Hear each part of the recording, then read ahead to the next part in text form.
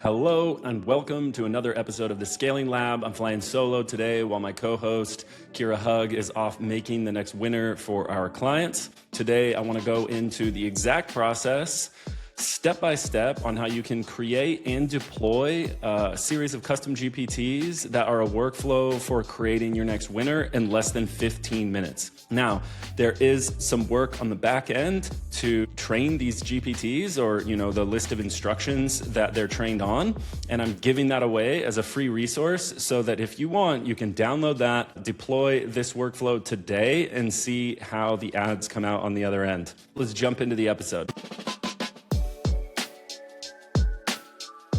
Okay, so here's the overall process where each one of these steps is something that you need to do. The orange one and the purple one are different. Obviously, the yellow are all similar things. They're the steps in the process that you're actually going to execute something.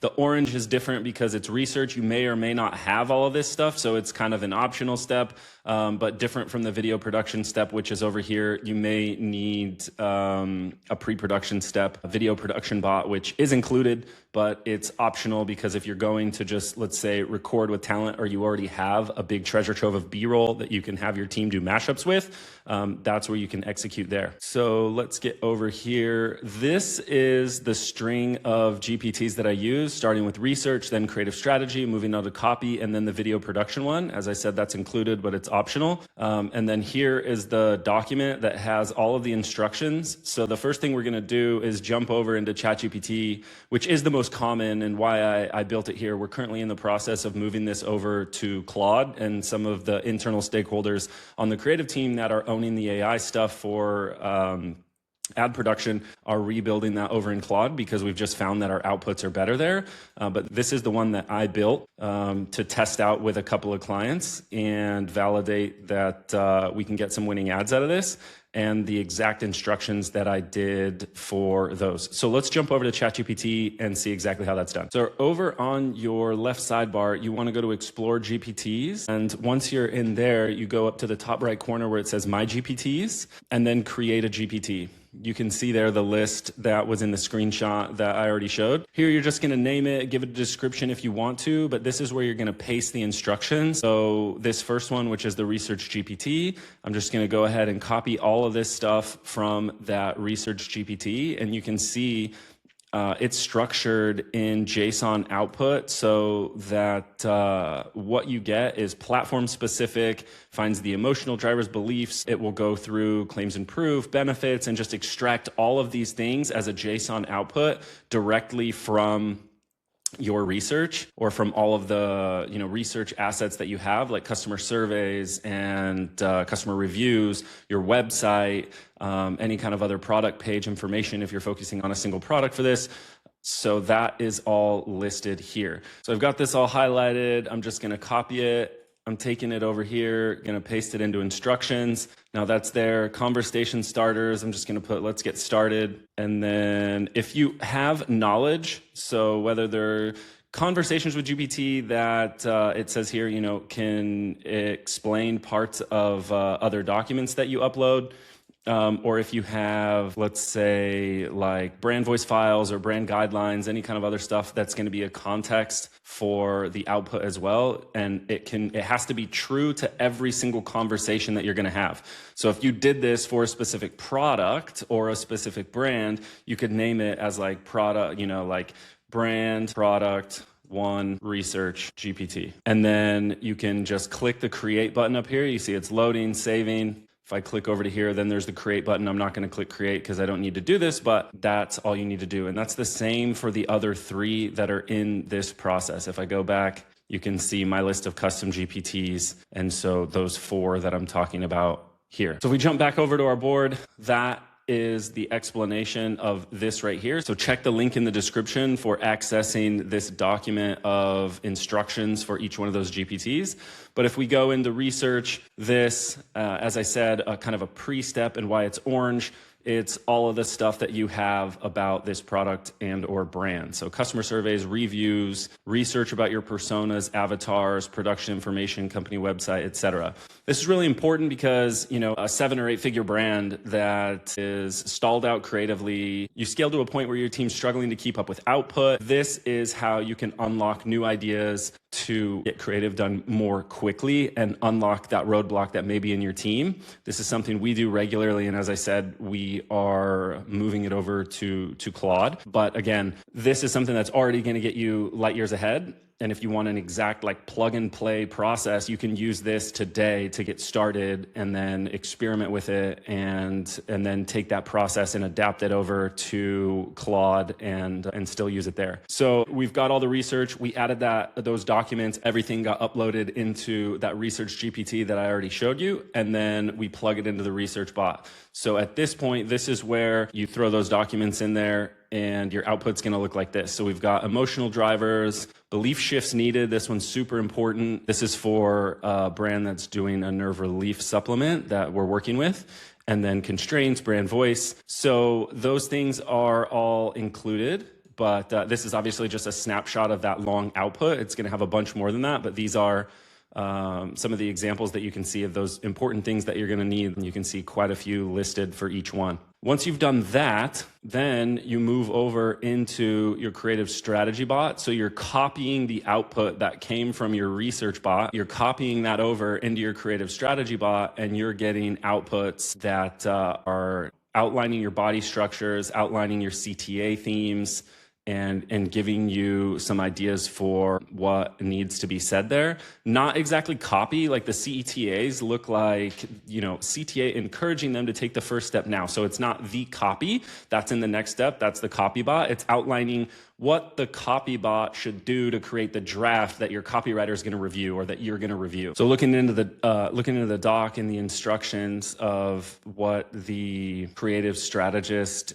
is outputting, showing it the purpose of your outputs is really important. So big ideas, primary angles, secondary angles, belief shifts, strategic hooks, frameworks. And you see here, do not write scripts, do not write lines of dialogue, no scenes, no hook copy. You're telling it what to not do just as much as you're telling it the guardrails that you want to give it for what it should do. I'm just checking here to see if we included some of the instructions about images. Yeah, so curiosity-based image guidelines. So this is specifically for something that's just an image to provoke curiosity about the problem or about the solution.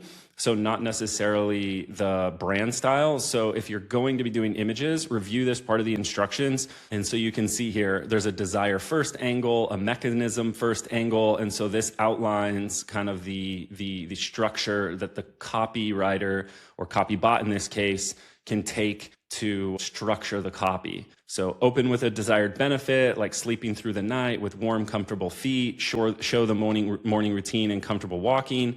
So it's a little bit of visual, a little bit of copy, and that's how that's all structured. One thing I wanted to note is that for our agency, we do a lot of video. I only focus this workflow on videos. So if you're looking for something to do statics, you can train it to do statics. So the creative strategist is identifying those emotional drivers that you can inject into statics too, but you'll need to include some instructions that home in on images. You can adjust this to include more specific like brand style or product style images and the layout that you're going for. So that's that. Moving on to the next step, you've got your copy bot. This one's pretty straightforward. If you don't already have winning formats, that's going to be kind of a bottleneck. You can't expect it to just know exactly what to do. Ours is trained on some of the winning formats from our agency.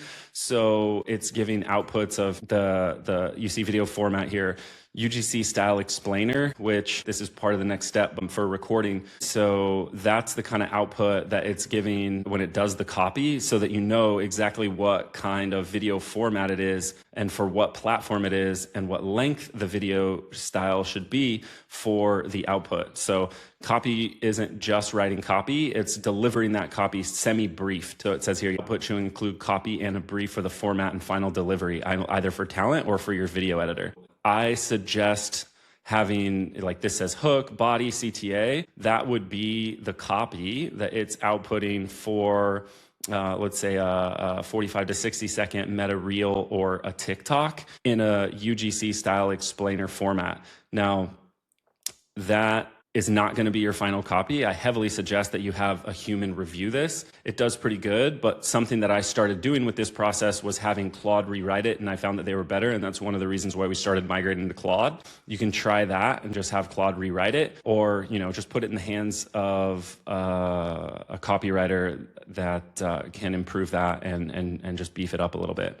So now we're getting to that optional step, which is the video production bot. And if I go back to my list, you see video production GPT. So this is going to add some more required work, which is going to extend you out of that 15-minute workflow that I was mentioning, because what this is going to do is give you outputs of specific shots. So you can see here, it says shot list. So this is listing out every single shot for each clip of the video. So to zoom out here, this copy that I showed up here from the copy bot, down here, the video production bot would outline every single clip that needs to be shown with all of these, description, camera angle, camera movement, framing, etc., to accompany the copy. So you've got the copy, and then you've got exactly step by step each frame of how that video should look. I have this generate prompts, but if you're having the video rely on AI a lot, VO or whatever you're using, Sora, even HeyGen, you'll get those prompts, but obviously then you need to generate those prompts. So that's why I say it's going to take you longer than those 15 minutes, because you need to generate those videos. So after that, you go on to